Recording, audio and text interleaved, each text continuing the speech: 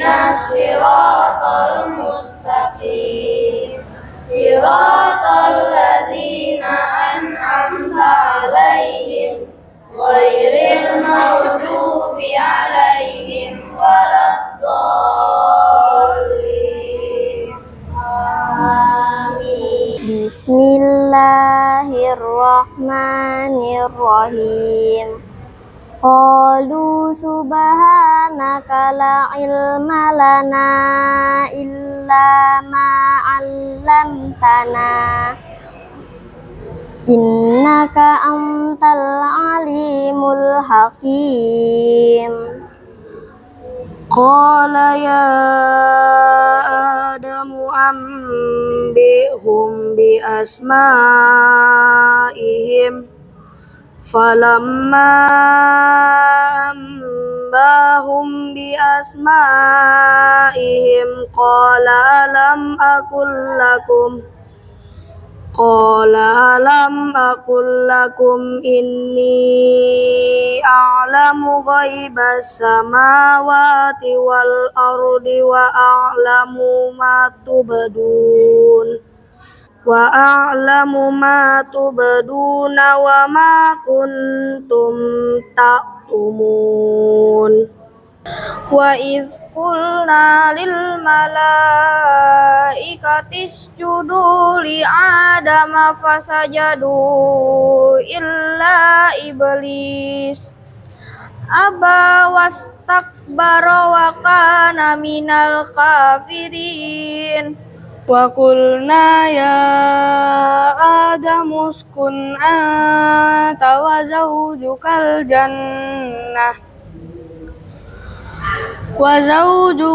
jannata wa kula minha ragadan haitsu syi'tuma wa la taqraba hazihi syajarata fatakuna minaz zalimin. Fa'azzallahuma syaitanu anha fa'akhrajahuma mimma kana fihi wa qulna ihbitu ba'dukum li ba'din adu walakum fil ardi mustaqarru wa mata'un ilahin. Fatalaqa Adamu min rabbihi kalimatin fataba alaihi innahu wat-tawwabur rahim. Shadaqallahul azim.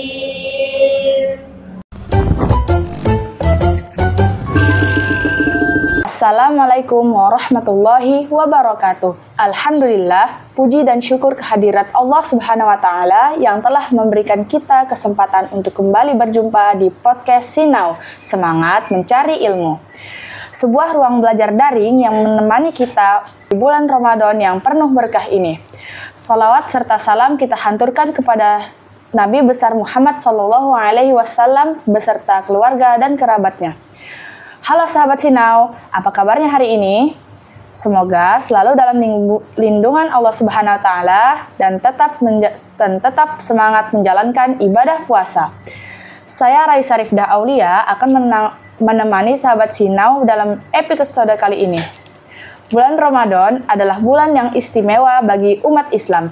Di bulan ini kita diwajibkan untuk berpuasa, menahan diri dari segala sesuatu yang membatalkan puasa, mulai dari terbit fajar hingga terbenam matahari. Namun, tahukah sahabat Sinau apa saja hal-hal yang dapat berkaitan dengan fikih puasa? Apa saja syarat, rukun, dan hal-hal yang membatalkan puasa? Nah, untuk menjawab pertanyaan-pertanyaan itu, kita di sini bersama dengan narasumber Ibu Lestari selaku guru agama dari SD Negeri 03 Balikpapan Kota. Selamat datang Ibu Lestari, bagaimana kabarnya Bu? Alhamdulillah sehat, senang Ibu bisa berbagi ilmu dalam kesempatan ini dalam podcast Sinau. Ibu Lestari, bisa dijelaskan apa saja syarat sah berpuasa? Ya, terima kasih atas pertanyaannya dari Kakak Rifda, sangat bagus sekali. Kita sebagai umat Islam memiliki kewajiban ya untuk melaksanakan ibadah puasa setiap tahunnya, yaitu di bulan Ramadan. Dan di dalam melaksanakan ibadah puasa itu tentu kita harus memenuhi berbagai macam ketentuan-ketentuan yang sudah disyariatkan dalam agama Islam.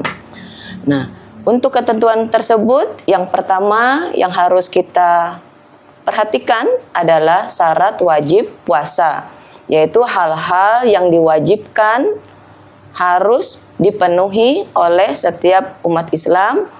Yang pertama adalah dia beragama Islam tentunya ya, karena umat beragama lain ini tidak diwajibkan untuk melaksanakan ibadah puasa. Kemudian dia sudah balik. Balik itu merupakan usia seseorang yang sudah dikenai kewajiban-kewajiban dalam syariat agama Islam. Kemudian syarat wajib yang ketiga adalah berakal. Orang yang melaksanakan ibadah puasa ini harus memiliki akal yang sehat. Jadi kalau orang yang ada gangguan jiwanya ini tidak diwajibkan untuk melaksanakan ibadah puasa. Kemudian apabila seseorang ini dia dalam keadaan mabuk atau tiba-tiba dia pingsan, nah itu juga dapat dikatakan dia puasanya menjadi batal, karena tadi syaratnya harus berakal sehat ya, harus memiliki akal. Kemudian yang keempat ini orangnya harus sehat, memiliki kemampuan fisik. Jadi dia diutamakan jangan sampai dengan adanya ibadah puasa ini bisa mengganggu kesehatannya. Tetapi yang harus kita perhatikan juga bahwa dengan kita melaksanakan ibadah puasa bukan berarti dengan puasa yang kita lakukan ini bisa membuat badan kita menjadi sakit. Wah, itu salah ya. Karena salah satu hikmah dari puasa adalah badan kita akan menjadi sehat. Yaitu dari syarat wajibnya ya. Jadi syarat wajib puasa tadi Islam, balik, berakal, kemudian memiliki kemampuan fisik. Kemudian ada lagi syarat sah sholat. Ini juga harus dipenuhi oleh orang yang mau berpuasa agar puasanya ini bisa sah.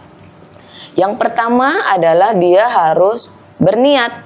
Jadi niat puasa ini diucapkan ya pada malam hari sebelum terbit fajar. Kemudian dia harus ya mumayyiz, artinya dapat membedakan mana perbuatan yang baik, mana perbuatan yang buruk. Yang ketiga, syarat sah puasa adalah suci dari haid dan nifas. Mungkin Raisa sudah mengetahui apa itu haid, apa itu nifas ya. Kalau haid berarti darah yang keluar dari kemaluan seorang wanita dalam kurun waktu tertentu. Dan haid itu juga berbeda-beda ya. Setiap wanita ada yang paling cepat 1 hari 1 malam itu Raisa. Ada juga yang secara umum ini keluar darah haidnya selama 7 hari. Dan tapi yang perlu kita ingat bahwa keluar dari darah haid itu adalah paling lama 15 hari. Jadi kalau sudah lewat dari 15 hari, maka seorang wanita ini dia harus mandi wajib dan bisa melanjutkan puasanya. Kemudian kalau darah nifas artinya darah yang keluar setelah seorang wanita ini melahirkan.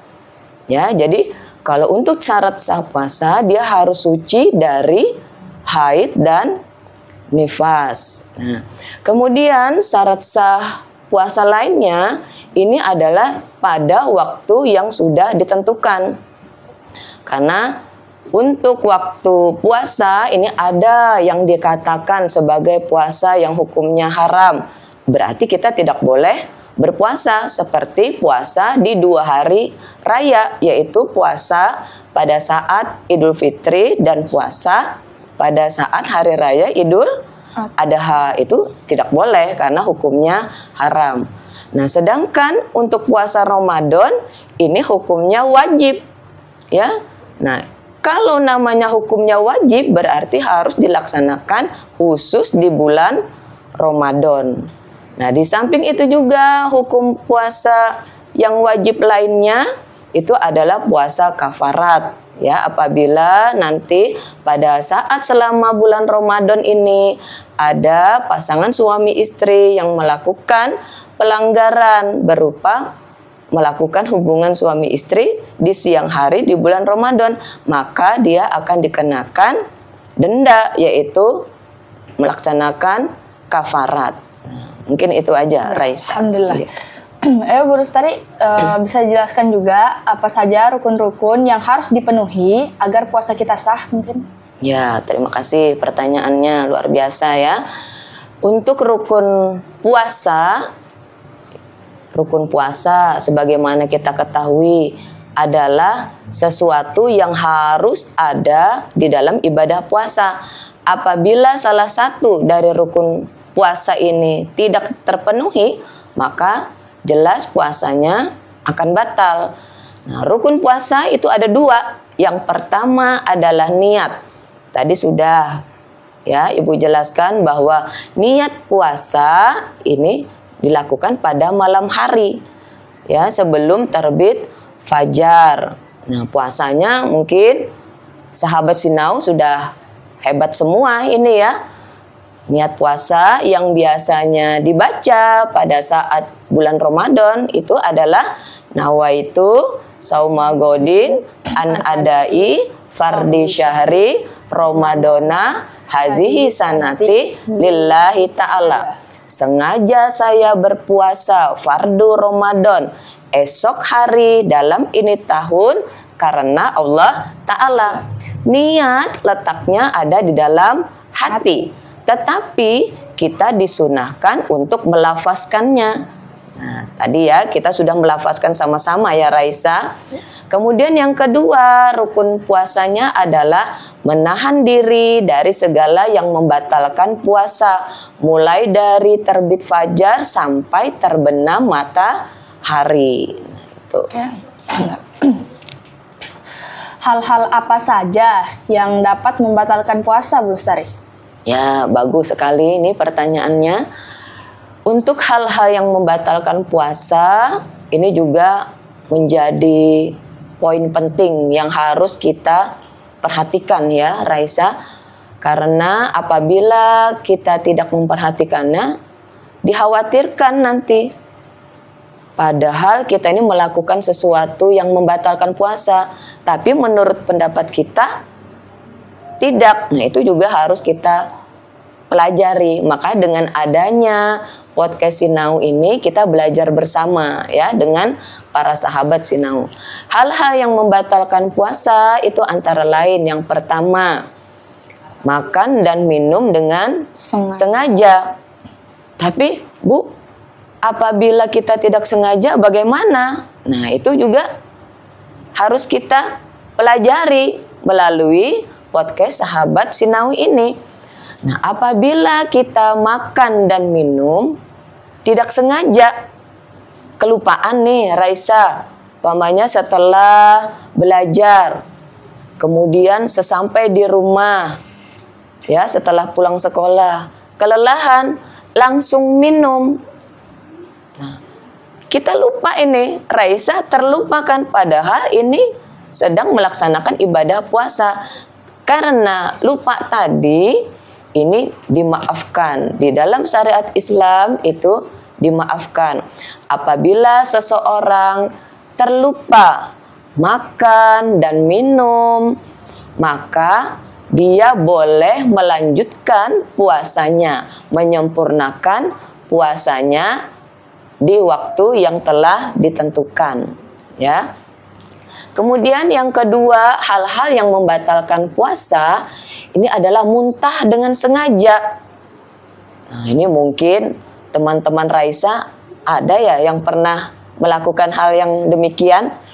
Ya, tiba-tiba dia muntah, tetapi sebelumnya dia sengaja memasukkan jarinya ke dalam rongga mulutnya sehingga membuat dia muntah. Nah, itu juga bisa membatalkan puasa. Yang ketiga, hal yang membatalkan puasa adalah keluar darah haid ataupun nifas. Contoh, ini ada di antara sahabat Sinau yang pada saat pagi sampai siang ini berpuasa. Nah, sudah senang dia, sudah menjelang buka puasa. Ternyata tiba-tiba di sore harinya setelah sholat asar keluar darah haidnya. Nah, apabila keluar darah haid ini, meskipun dia sore hari, Raisa, itu bisa membatalkan puasa dan dia wajib mengkodok puasanya di lain hari setelah nanti hari raya Idul Fitri. Nah, kemudian ada lagi yang membatalkan puasa, memasukkan obat ke dalam dubur dan kuburnya, ataupun dia memasukkan sesuatu ke lubang telinganya, itu juga dapat membatalkan puasa. Hal lain lagi apabila dia murtad. Murtad berarti apa, Raisa? Keluar dari agama Islam. Benar, hebat Raisa ya. Jadi murtad adalah orang yang keluar dari agama Islam. Itu juga otomatis dapat membatalkan puasanya. Nah, itu ya. Jadi beberapa hal yang bisa membatalkan puasa, diantaranya itu ya. Nah, di samping ada hal lainnya ya. Nah, kalau umpamanya dia ini melakukan masturbasi atau onani dengan sengaja sehingga mengeluarkan maninya, air maninya keluar dengan sengaja melalui tadi onani atau masturbasi, itu juga bisa membatalkan puasa. Terima kasih, Bu. Kan tadi sudah tuh hal-hal yang bisa membatalkan puasa. Sekarang kalau hal-hal yang disunahkan saat berpuasa, ada nggak, Bu Lestari? Ada. Ya, yang disebut sunnah ini berarti hal-hal lain di samping yang wajib ya tentunya, yang bisa menyempurnakan ibadah kita selama bulan Ramadan. Jadi namanya sunnah apabila dikerjakan bisa menambah pahala kita. Yang pertama, ini kita makan sahur. Makan sahur di bulan Ramadan ini hukumnya tadi sunnah, bisa menambah pahala kita. Kenapa? Dengan kita makan sahur ini banyak sekali keberkahan yang akan kita dapatkan. Di samping lambung kita menjadi sehat, karena proses pencernaan kita ini selama bulan Ramadan akan semakin stabil. Makanya dengan kita makan sahur bisa mengatur proses pencernaan secara stabil dan teratur. Kemudian yang kedua, ya, sunnah dari ibadah di bulan Ramadan ya, kita membukakan orang sahur, itu juga merupakan sunnah-sunnah di dalam puasa. Pahala yang kita dapatkan dengan membukakan orang yang berpuasa sama seperti orang yang melaksanakan ibadah puasa. Yang ketiga, ya, yang termasuk sunnah puasa ini makan yang manis-manis. Kita berbuka puasa, dahulukan memakan sesuatu yang manis-manis seperti kurma apabila di rumah ada kurma. Tapi kalau di rumah tidak ada kurma, boleh kita minum atau makan kue yang manis-manis, itu didahulukan ya. Karena dengan kita memakan sesuatu yang manis-manis, maka akan mengembalikan kekuatan tubuh kita yang tadi selama seharian kita berpuasa, ya. Kemudian juga kita minum, tadi sudah Ibu katakan minum yang manis-manis. Bu, tapi saya tidak punya minuman yang manis-manis, maka tidak masalah ya. Jangan dipaksakan.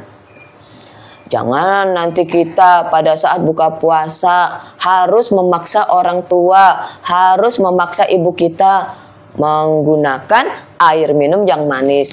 Ya, kita syukuri apa yang sudah diberikan Allah kepada kita. Menggunakan air putih juga boleh. Ya, karena minum air pada saat kita berbuka puasa ini bisa mensucikan ya tubuh kita, menstabilkan tubuh kita sehingga kita dapat melanjutkan melaksanakan ibadah-ibadah selama Ramadan seperti sholat tarawih ya, kita melaksanakan tadarus nanti pada saat kita usai melaksanakan ibadah-ibadah sunnah di malam hari. Mungkin itu saja ya Raisa. Terima kasih. Alhamdulillah, sungguh penjelasan yang sangat bermanfaat dari Ibu Lestari. Sekarang sahabat Sinau semakin paham fikih puasa. Jadi intinya puasa bukan hanya sekedar menahan haus dan lapar, tetapi juga menahan diri dari hal-hal yang dapat membatalkan puasa. Terima kasih banyak Ibu Lestari atas waktu dan ilmunya yang sangat berharga. Iya, semoga apa yang telah disampaikan dapat bermanfaat bagi sahabat Sinau semua. Sahabat Sinau, demikianlah episode podcast Sinau kali ini. Semoga materi tentang fikih puasa ini dapat menambah wawasan kita dan membuat ibadah kita semakin semakin berkualitas ya Bu ya. Ya, berkualitas, meningkatkan ibadah kita kepada Allah, mendekatkan ketakwaan kita kepada Allah. Karena sebagaimana yang sudah dikatakan dalam dalil surah Al-Baqarah ayat 183 bahwa tujuan daripada puasa adalah untuk menjadi orang yang bertakwa. Oke. Jangan lupa untuk terus belajar mencari ilmu, terutama di bulan Ramadan yang penuh berkah ini. Saya Raisa Rifda Aulia, pamit undur diri dan sampai jumpa di episode Sinau berikutnya. Tetap semangat beribadah dan selalu menebar kebaikan. Wassalamualaikum warahmatullahi wabarakatuh. Waalaikumsalam warahmatullahi wabarakatuh.